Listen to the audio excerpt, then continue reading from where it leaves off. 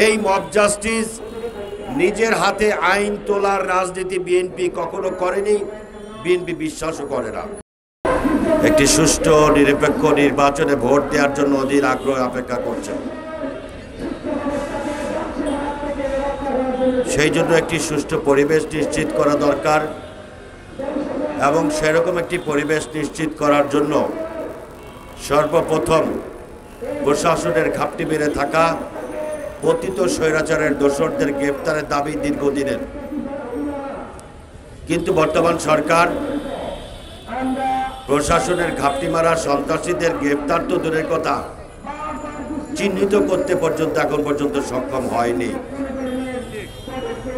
জাতীয়ভাবে শুধুমাত্র আওয়ামী দোসর না, আপনি দেখবেন বিভিন্ন জায়গায় জেলা প্রশাসক, ইউনো তারা মিটিং করছে আওয়ামী লীগের চেয়ারম্যান মেম্বারদেরকে নিয়ে। এগুলো কিন্তু সমাজের জন্য ক্ষতিকর এবং এরা কিন্তু আওয়ামী দোসর। এদেরকে এইভাবে সুসংগঠিত হওয়ার সুযোগ করে দিচ্ছে বর্তমান প্রশাসন। এই প্রশাসনের ঘাপটি মারা এইসব দোসরদেরকে যদি গ্রেপ্তার করা না হয় তাহলে কোনো অবস্থায় একটি সুষ্ঠু গ্রহণযোগ্য নির্বাচন করা সম্ভব নয়। দ্বিতীয়ত, আজকে মব জাস্টিস নামে একটা স্লোগান তোলা হয়েছে। এই মব জাস্টিস নিজের হাতে আইন তোলার রাজনীতি বিএনপি কখনো করেনি, বিএনপি বিশ্বাসও করে না।